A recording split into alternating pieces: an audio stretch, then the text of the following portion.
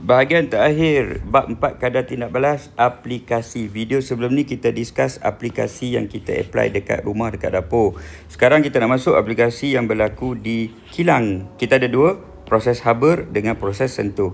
Jadi awak akan identify apakah daripada 5 faktor ni yang mana kita apply untuk proses haber. Okey, untuk faham proses haber, awak fokus dekat beberapa perkara penting sahaja. Bukan nak kena tahu everything technical detail ni, tidak.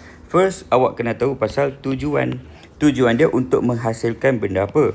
Kita nak produce amonia. Okey, amonia ni ialah sejenis bahan kimia yang kita guna contohnya untuk menghasilkan baja bernitrogen. Ingat lagi tak bab 2 awak belajar baja NPK tu kan? N tu ialah nitrogen. Jadi, amonia simbol dia ialah NH3. Ini simbol macam contoh awak belajar karbon dioksida CO2, air H2O, amonia CO3. Senang sebab nanti kita nak detect dia punya bahan. Jadi N ialah nitrogen, H ialah hydrogen.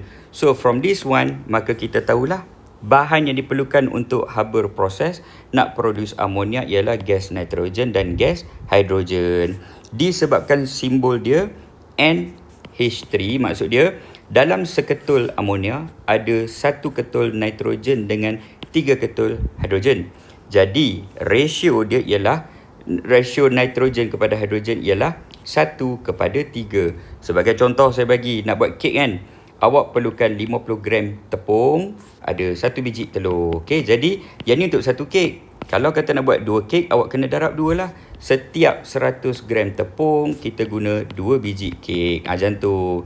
Jadi nisbah dia 2:1 kan. So, yang ni nisbah dia 1:3. Contoh, awak nak masukkan nitrogen gas tu 1 kilogram.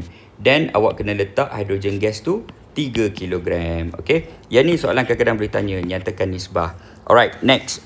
Bila nitrogen dah masuk, hidrogen gas dah masuk, dekat sini berlakulah tindak balas dia.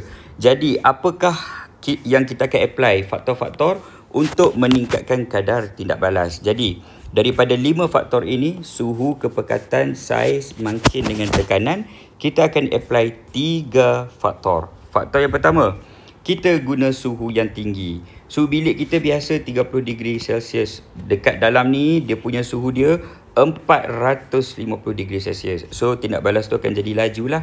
Yang kedua, kita gunakan ferrum. Ferrum tu merupakan mangkin ataupun catalyst. Ingat tak mangkin?